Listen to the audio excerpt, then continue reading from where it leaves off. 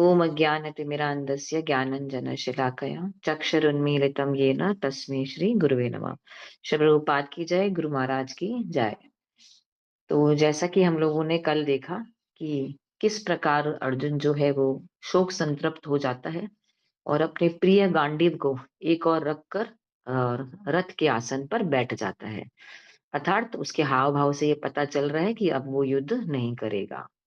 तो इस प्रकार की स्थिति को देखकर, मतलब सुनकर, धृतराष्ट्र जो है वो बहुत उत्सुक हो जाते हैं। उनको ऐसे लगता है कि अरे वाह, अब तो मेरे पुत्र ही जीतेंगे और ये युद्ध तो होगा नहीं। तो इस तरह से वो बड़ी उत्सुकता पूर्वक जो है संजय से पूछता है, अच्छा, बैठ गया, वो युद्ध नहीं करेगा, तो आगे बताओ, आगे क्या होगा। तो इस तरह से संजय जो है आगे जो है धृतराष्ट्र को बताते हैं श्लोका नंबर 1 में, चैप्टर नंबर 2। तो chapter number 2 shloka number 1, Sanjay उवाच तं तथा कृपयाविष्टम् अश्रुपूर्णाकुलेक्षणम् विषीदन्तम् इदं वाक्यम् उवाच मधुसूदन। तो तम तथा कृपयाविष्टम, तम तथा मतलब इस प्रकार, ऐसी कंडीशन में अर्जुन को देखकर। कैसी कंडीशन में? कृपयाविष्टम, वो करुणा से भरा हुआ, अश्रुपूर्णम, उसकी आंखों में आंसू भरे हुए, और इस तरह से शोक संतृप्त होकर, विषीदंतम इदम वाक्यम, विषीदंतम इदम वाक्यम, शोक युक्त इदम, यह वाक्यम वचन, उवाच कहा मधुसूदन, भगवान कृष्ण ने। तो अनुवाद श्री प्रभुपाद द्वारा, संजय ने कहा कि करुणा से व्याप्त शोक युक्त अश्रुपूरित नेत्रों वाले अर्जुन को देखकर मधुसूदन कृष्ण ने ये शब्द कहे। तो अब जो है भगवान कृष्ण जो है मधुसूदन नाम से पुकार रहे हैं धृतराष्ट्र, संजय धृतराष्ट्र को भगवान के मधुसूदन नाम से बुला के बता रहे हैं कि भगवान मधुसूदन जो है वो अब जो है इस अर्जुन के इस तरह के शोक, करुणा और अश्रुपूर्ण नेत्रों वाले अर्जुन के अज्ञान को दूर करेंगे। तो इसमें हम देख रहे हैं कि ये 3 वर्ड्स, करुणा से व्याप्त, शोक युक्त और अश्रुपूरित नेत्र, तो ये सब कुछ किस स्थिति पर होता है? भौतिक धरातल पर। क्योंकि हमने देखा कि अ, अर्जुन ने युद्ध ना करने के 4 कारण बताए कि मैं युद्ध क्यों नहीं करूंगा। एक तो उसे अपने गुरु, पितामह, रिश्तेदारों आदि ये सब युद्ध में मारे जाएंगे, इसके प्रति उसके हृदय में करुणा का भाव जाग गया। दूसरा ये कारण बताया कि अगर ये सब मारे जाएंगे और उसके बाद मैं राज्य प्राप्त करूंगा तो मैं उसका भोग किस प्रकार करूंगा। तीसरा, अगर मैं इन सबको मारूंगा तो मुझे पाप लगेगा। चौथा, कि सारी पारिवारिक परंपराओं का नाश हो जाएगा। तो ये सारा दुख, ये सारा शोक जो है ये केवल भौतिक स्तर पर था।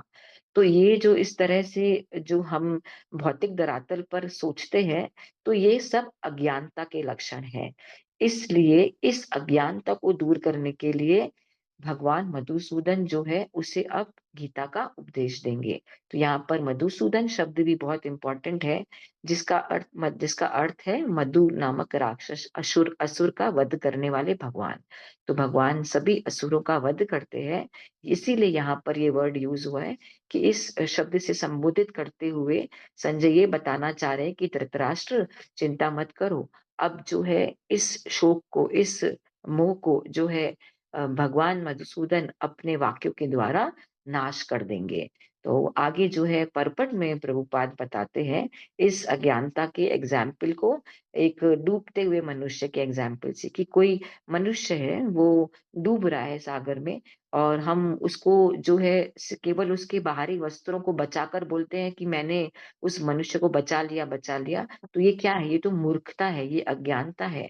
तो ये सारी जो अज्ञानता है जो मनुष्य बाहरी पहनावे के लिए करता है, अर्थात स्थूल शरीर की रक्षा के लिए जो उपाय करता है, तो ये सारे बाहरी पहनावे के लिए शोक करना, ये शूद्र के लक्षण होते हैं।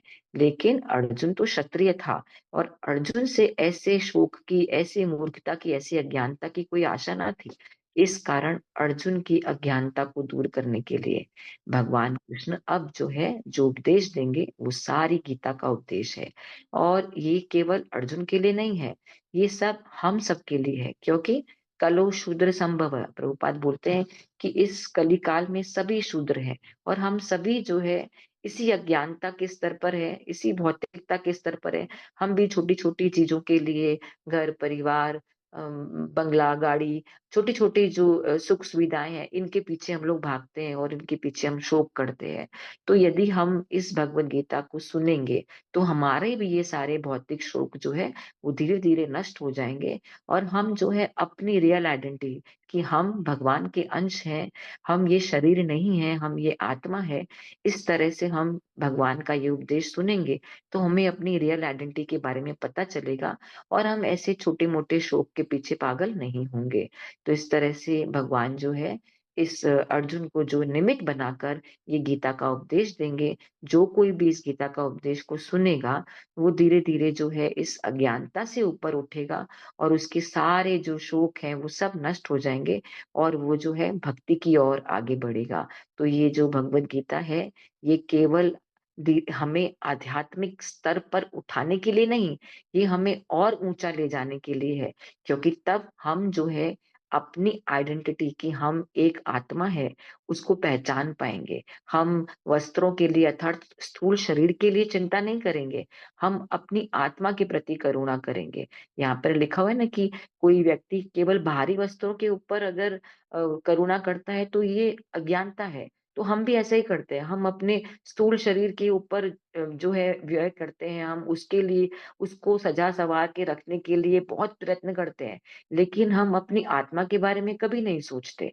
तो इसको एक एग्ज़ाम्पल गाड़ी के एग्ज़ाम्पल से भी समझा जा सकता है कि इस जैसे गाड़ी जो है, उसको अगर हमारे पास कोई गाड़ी है, तो हम उसको बहुत रख-रखाव से बहुत अच्छे से रखते हैं, लेकिन उसके ड्राइवर को हम कुछ नहीं खिलाते हैं, कुछ पिला मतलब उसमें गाड़ी में तो हम पेट्रोल डालते हैं, गाड़ी की बहुत सफाई करते हैं, गाड़ी के बारे में बहुत कुछ सोचते हैं, लेकिन जो गाड़ी को चला रहा है ड्राइवर, हम उसके बारे में कभी नहीं सोचते, हम उसको कभी भी जो है खुश नहीं रखते। तो हम बिल्कुल ऐसा ही करते हैं, हम अपने इस स्थूल शरीर के बारे में तो बहुत कुछ सोचते हैं, लेकिन इस स्थूल शरीर के अंदर जो आत्मा है, जिसकी वजह से ये शरीर संचालित होता है, उसके बारे में हम कभी नहीं सोचते।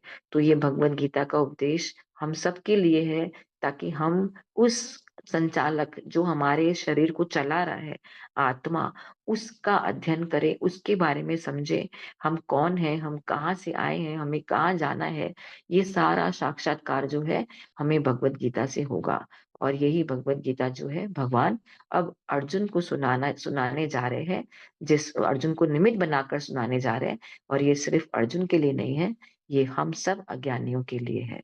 हरे कृष्णा, श्री प्रभुपाद की जय, गुरु महाराज की जय। हरे कृष्णा। हरी हरी बोल। माता जी बहुत सुंदर। सेकंड चैप्टर आपने बहुत सुंदर तरीके से स्टार्ट किया कि यहाँ पे हम लोग को आत्मा का ज्ञान मिलेगा और शरीर से रिलेटेड जो 3 दुख हैं, अश्रु और दुख होना और एक शोक करना, ये इससे हम कैसे बच सकते हैं, जो कि हम लोगों में व्याप्त है, माने भरा हुआ है, और हम माने इससे कैसे निकलें, ये ज्ञान आगे भगवान देंगे। थैंक यू माता जी। और बहुत सुंदर सुंदर उदाहरण दिया आपने, एक मधुसूदन का, कपड़े का, गाड़ी का। बहुत बढ़िया। थैंक यू माता जी।